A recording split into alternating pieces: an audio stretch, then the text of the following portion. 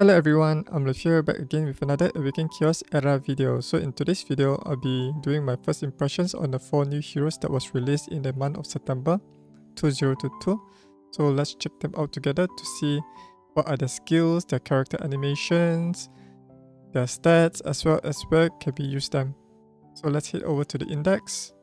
And the first hero is located in the Holy Light Empire, who is Nero. So this is Nero's character animation.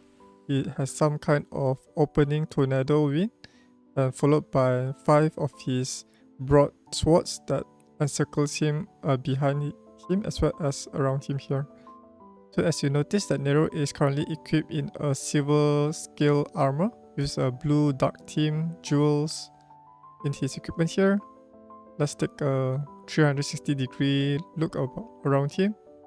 So his sword is pretty long. Wow.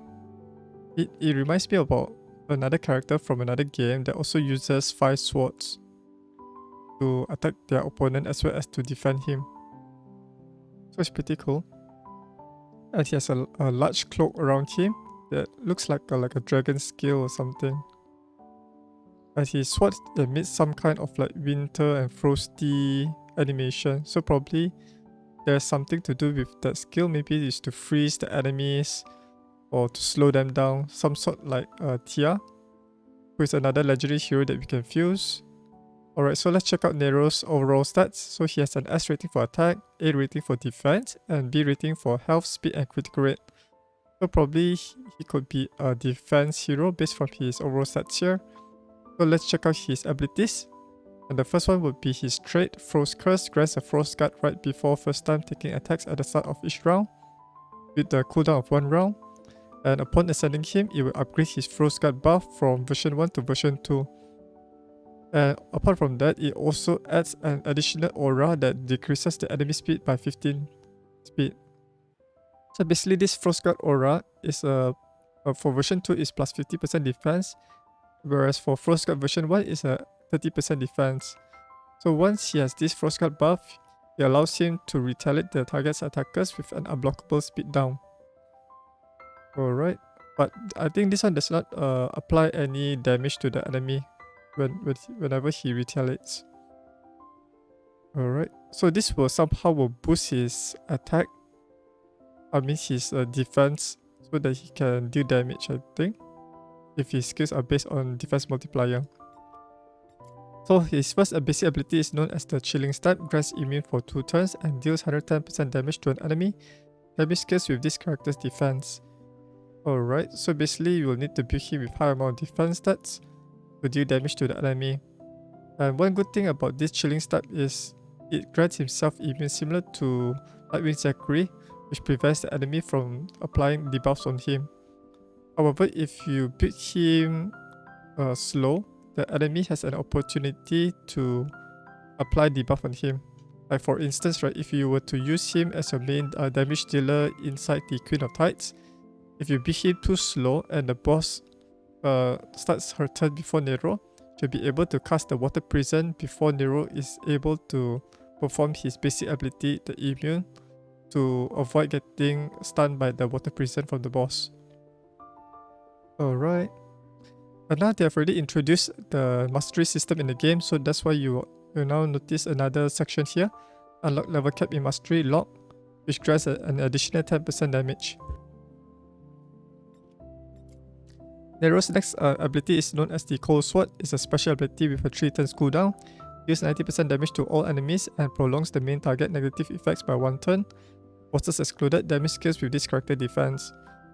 So basically this is an AoE attack, however it only increases the debuff duration on the main target that you select. And since they excluded the boss, which means that Nero is not that great for speed farming the boss, and he will not be able to be paired well with other debuffers heroes such as like the Gangela and Sentis poison debuffer. So the main use case to use him for this Coldsword would be mostly the PvP or areas that you're fighting against mobs of enemies such as like the Guild versus Environment, the medium relic tiles, ancient relic tiles, as well as the small relic tiles. From there you can pair him with like AoE debuffers such as like Okobi to increase the debuff duration, and then pair that with the talent, I think the talent skill, what's it called, Kiss of Death, so that everyone will gain additional turn. And the good part about this one is it also extends the duration of the crowd control effects such as like stun, I think stun, freeze, and those stuff. So is to, and also provoke, so that the enemies will not be able to use their active skills. Okay, and the third one would be his ultimate ability, Stalactital card, which is his ultimate cooldown that has a 4 turns cooldown. Deals 110% damage to all enemies. Damage scales with this character's defense. Summons Frosty card until the end of next round. So basically, Frosty card is a unique buff that is applied to himself, and whenever he attacks the enemies, it will reduce the enemy's healing effect by 50%. So this might be good for the Ash Magistra to prevent the boss from healing himself that much, or also in the Queen of Tides to prevent the boss from receiving 100% healing from the right Tide Guard. Alright, so based from his overall skill kit, his basic, special, and ultimate ability are dealing damage based on his defense multiplier. I think this one will also be affected by the amount of attack stats as well, because he has an S rating for attack. Alright, so where we can use him based on his skills, mostly to tackle against mobs of enemies as well as a PvP.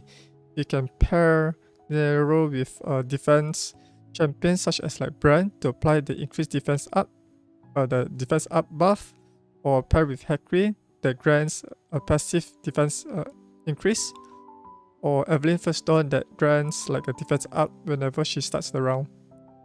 This will significantly improve his damage output. However, it's not really practical because you wouldn't be bringing all these heroes into the game, because you'll be pairing them most likely with a crowd controller hero such as like Okobi, or like what's it called, the Luna Melissa, and then have one healer as well as like maybe like one crowd controller, one healer, one damage dealer, and another supporter hero, something like that. So you wouldn't be bringing a full-fledged, mostly defensive heroes in the team unless the scenario applies.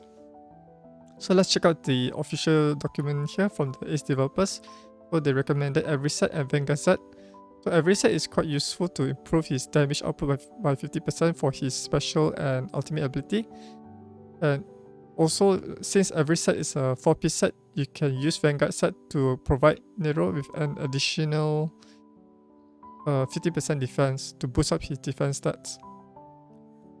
Okay, so his rating is pretty bad. I think players already tested him out. Maybe his damage is not that great. Alright, so I think that's probably how Nero works. His damage output maybe is based on defense stats, and a portion of it comes from attack stats as well. Otherwise, there's no reason for the Ace developers to put him as S rating for attack. Alright, so let's move on to the next hero in the list. So the next hero will be in the Dragon Scale Marsh, and then we can find a new hero here, who is Elune. So this is Elune. She is like a mixture of like butterfly, some flower, and she wields like a wand that is like pretty scary. It's like an insect thorny wand. Pretty cool design. The design is mostly purple theme with some bluish color there. Is she some sort of like wizard or witch? This from her character design there. Alright, it's pretty cool. Alright, so let's check out her overall stats here. She has an S rating for attack, A rating for health, and B rating for defense speed and critical rate. So probably she's some sort of an attacker hero based from her stats alone here. Okay, let's check out her abilities. Her first ability is known as the Eternal Slumber. This is her trait that raises the chance of casting effects in proportion to this character's attack. So the more attack she has, it will raise the chances of her to apply the effect. Okay, so what kind of effect that she applies? At the end of the enemy's turn, there is a 50% chance to apply sleep to a random enemy for 1 turn. Or prolonging the sleep by 1 turn if the target has sleep, the chance decreases by 25% for each positive effect the target has. The turn effect can be triggered once every 3 turns. Oh, she's like some sort of a crowd controller using sleep. Okay, so what the sleep debuff do is to prevents the enemy from taking their turn. It also decreases their critical resistance by 100%. Basically what it means that if a regular enemy that attacks them with a non-critical hit, it will become a critical hit because their critical resistance is reduced by 100%. And upon attacking them, right, this will automatically remove the sleep. Okay, so it's like a worse version or a slightly not that great version compared to freeze, because freeze allows you to deal 50% more damage and it has a 50% chance to remain there. For sleep, it will be totally removed. Alright, so after you ascend this eternal slumber, what does it do? So it adds an additional effect here. When attacked, inflict sleep on the attacker for 1 turn, can be triggered once per round. So if you attack Elune, the attacker will be slapped. Wow, okay. So she's like an attacker and a crowd controller at the same time. Okay. So let's check out her basic ability. Nightmare Seed is her basic ability that deals 130% damage to an enemy with a 50% chance to apply sleep for 1 turn. Okay.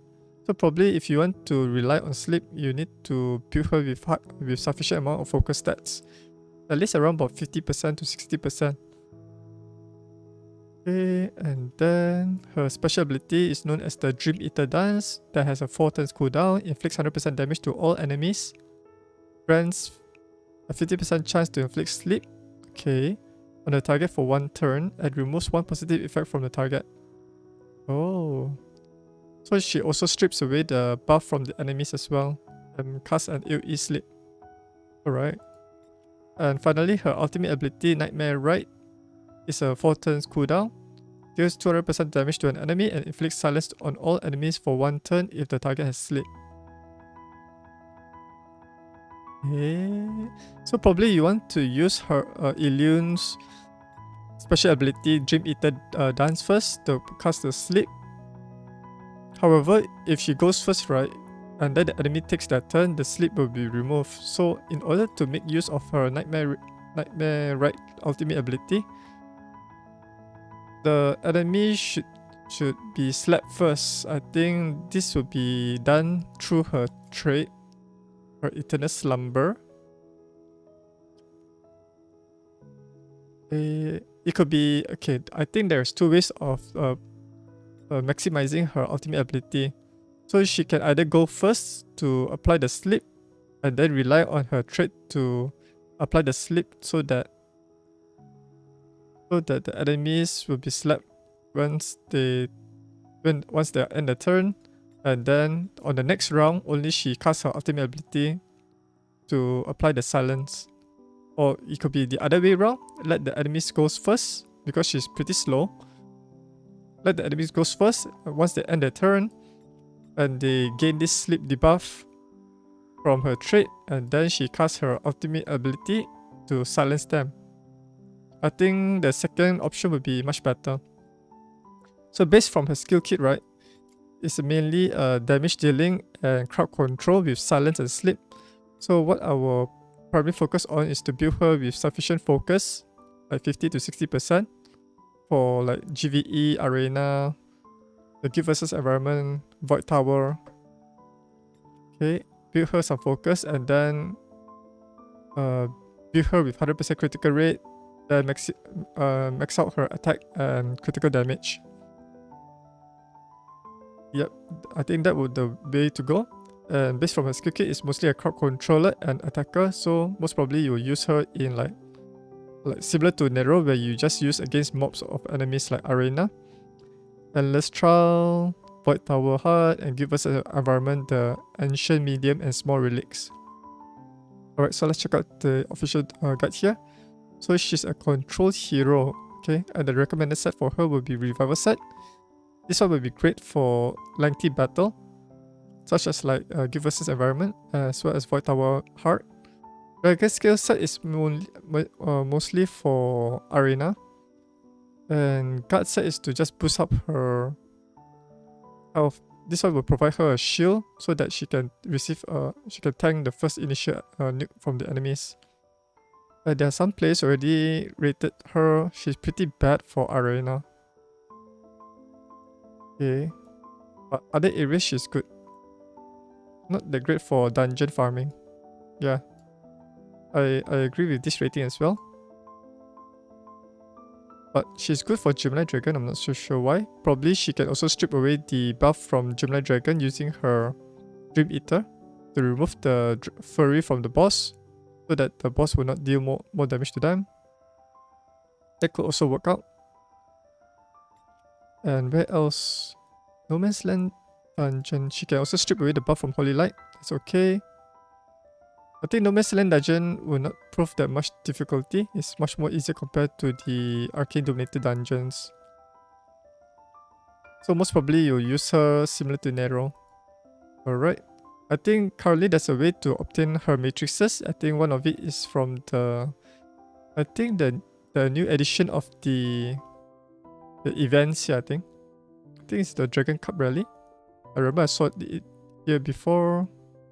Is it here? Is it in under rewards?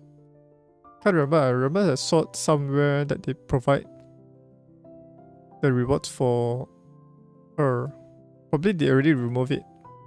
Because I think previously there was a bug that it allows the players to farm a lot of matrices of her as well as the legendary mastery books. Alright, so let's move on to the third hero in the list here, who is also located in the Dragon Scale Marsh. He's known as Fahim. So this character design reminds me about one of the characters in the Eternal Evolution that also comes out from the teleport and also wields some sort of like 2 daggers or something like that. His character design reminds me of like a alien type. It doesn't look like any sort of like dragon or like some kind of lizard here. It's mostly like alien with some armor. And his face looks like a squid. I'm not sure, is that intentional? Looks like a squid to me. And probably this character should be in a new faction known as the Visitors by Sea, because those are more like a sea creature. I'm not sure why Fahim is in the Dragon Scale Marsh here. He doesn't have a tail here as well. Okay.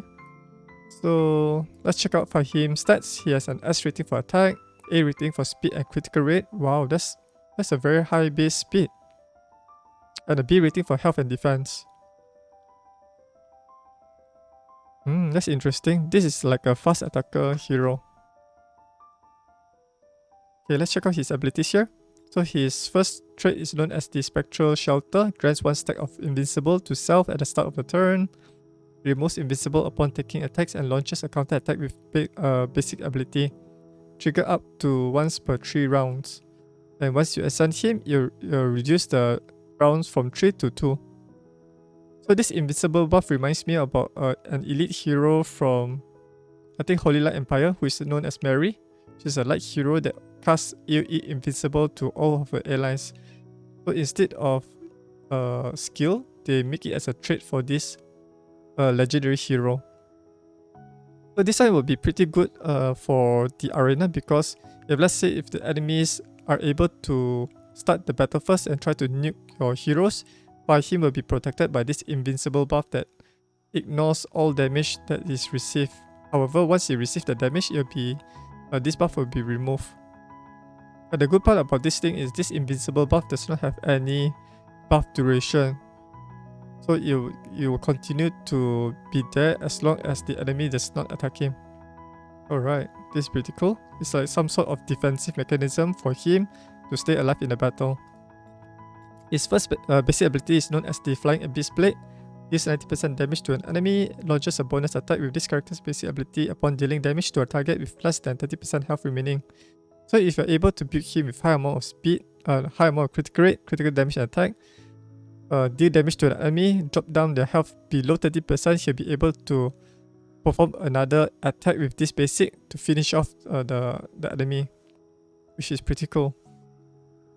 Alright, his next ability is known as the Grudge Killer. It's his passive ability that increases his damage dealt to attacking a new target by 35%, and also reduces the cooldown of the ultimate ability by 2 turns. Wow. This is pretty cool, and this passive doesn't has any cooldown.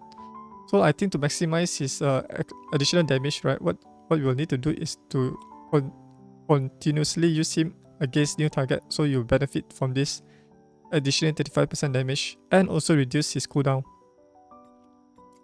And last but not least, his ultimate ability known as the Soulslayer that has a 5 turn skill cooldown. Rest attack up buff and then deals 160% damage to an enemy, inflicting Massacre Mark on the target for 1 turn. So Massacre Mark is I think a unique buff known for Fahim, which allows him to launch a joint attack to the targets in ally's turn.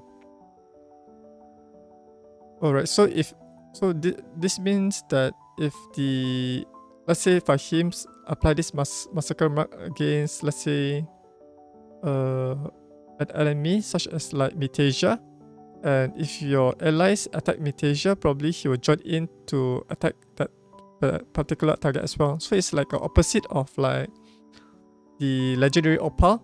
So Opal applies the joint attack buff to herself, whereas Fahim applies the like joint attack to the target rather than to himself. So any allies that attack the same target, right, Fahim will join attack as well. Which is, I think this one is much better than Opal because right, Opal's buff will end once she takes her turn. This one will last as long as the enemy is there. And this one doesn't have any debuff duration as well. Probably it's like a better version of Opal, yeah. So probably if there's like 3 enemies in the area and you apply this Massacre Mark to those 3 enemies, I'm not sure whether this will trigger. I think it will also trigger for AoE attacks and single target attacks. We'll need to test this out to see how much damage this one can provide. I think this one will be much better for the guild versus environment where the enemies have stacks amount of health and defense. Right, so based from his skill kit, he's mostly like a damage dealer. Does not provide any debuff except for his unique buffs. Usually those heroes that applies unique buff like Fahim does not require any focus stats. So probably just focus on his attack, critical rate, critical damage, and then speed. And his use case is mostly similar to Nero and Elune. A fight against the mobs of enemies in the Void Tower Heart, Void Tower, Endless Trial, Guild vs Environment, and most probably in the Guild vs Guild if it's launched in the next, I think, next month or next few months.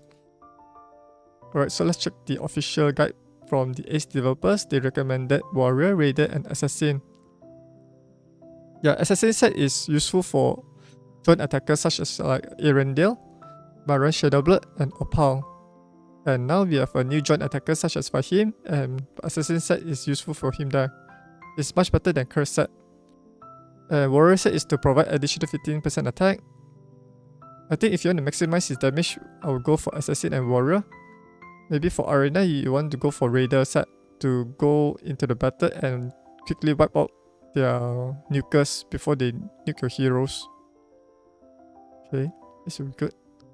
And there are, I think, a few players already rated him. I think he's a god in Arena due to his high base speed and high base attack stats. And wow, all 5 ratings. So I think he's like much better compared to Nero.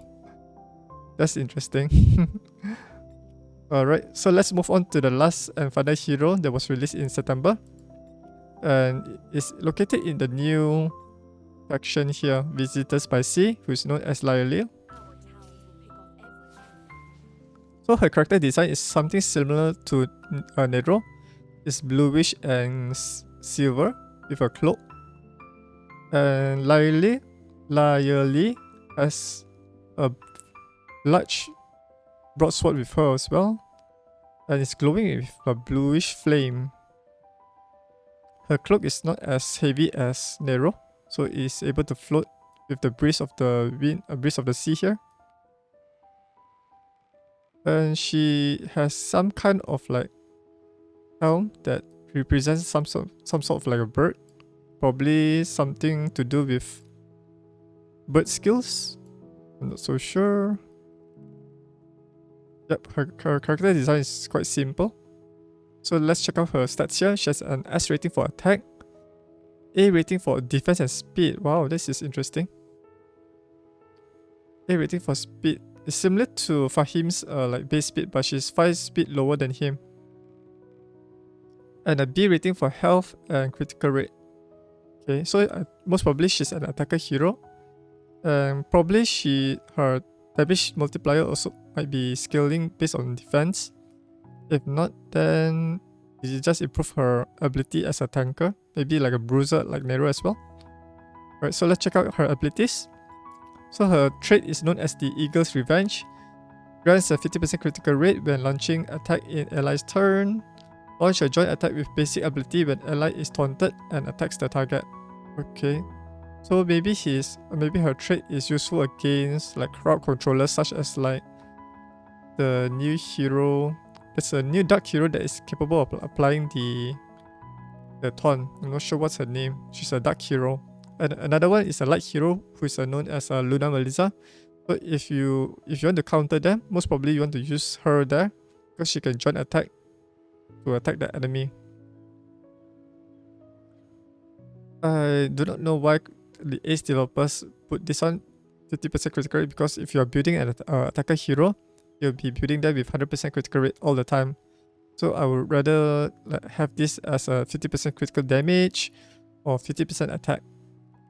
And once you assign her, she will grant a shield to the target upon taking attacks if an ally health is lower than 50%.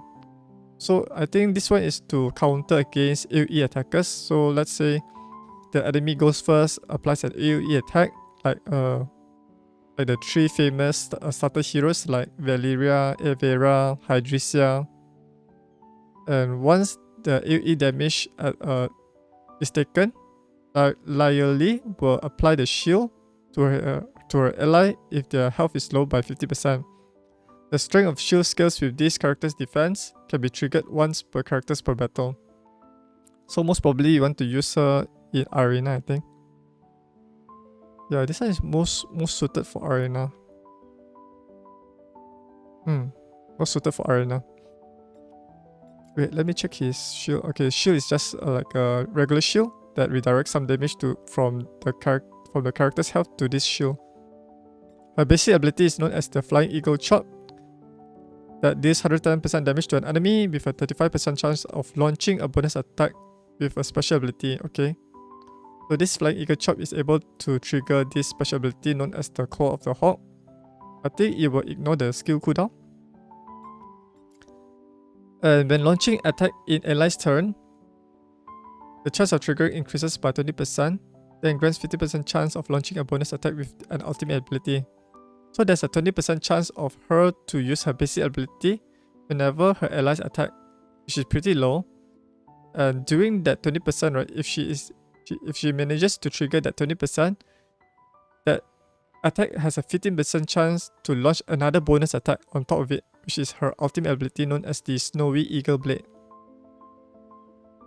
Wait, her skills are like mostly about birds, man. Flying Eagle, Call of the Hawk, Snowy Eagle Blade.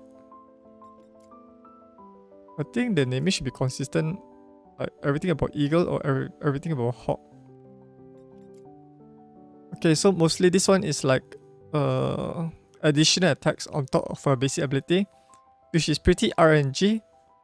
So I wouldn't rely on this to deal damage, especially for speedrunning the dungeons. It's too much RNG. It's like similar to using a curse set, but curse set has a 30% chance to trigger, whereas for this one it's a 20%.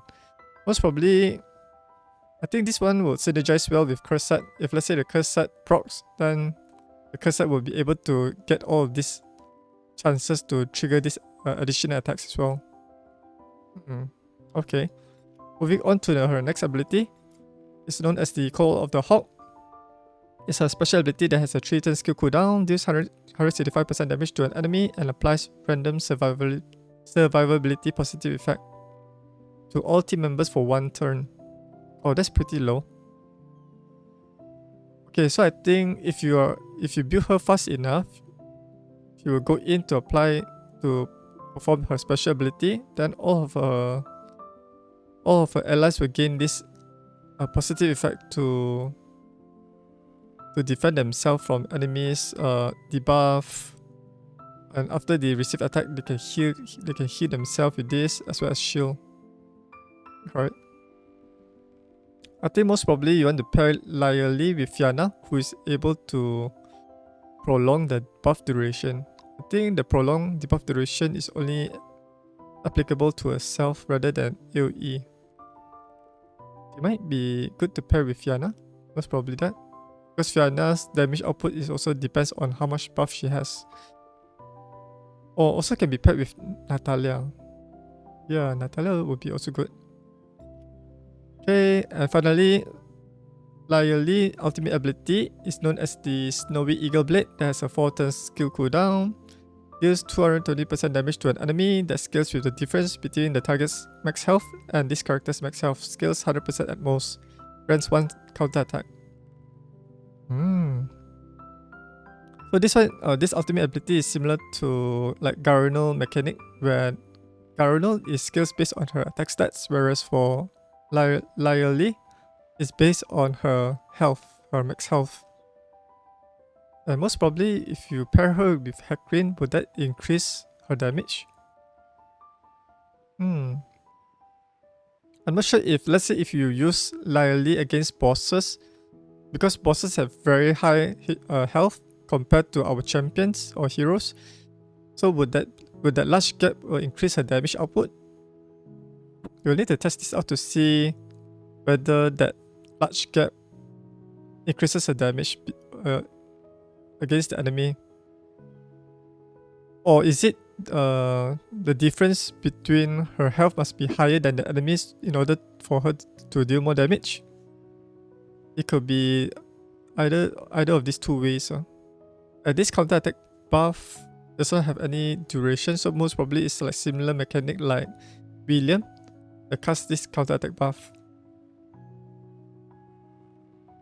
So based from her skill kit, basic, special, and ultimate are all single target, and I don't think she'll be used for maybe like Arena, because Arena is like a very like speedy nuking team, unless you want to use her against like fully defensive team that doesn't have any nukers. And yeah, I think the Ace developers are like releasing a lot of PvP type champions or PvP type heroes rather than heroes that allows the players to speed farm the dungeon. So currently we are just relying on Ganjilo and Sentis to speed farm the dungeon, and there's not much variety in there. Alright, so let's check out the Ace developers guide to see what gears they recommend for her. So Assassin set. Wow, why they recommend Assassin set? She doesn't really perform much joint attacks. Wait, she performs joint attacks, but the rate is pretty low. So probably you can still use Assassin set there, or Curse set.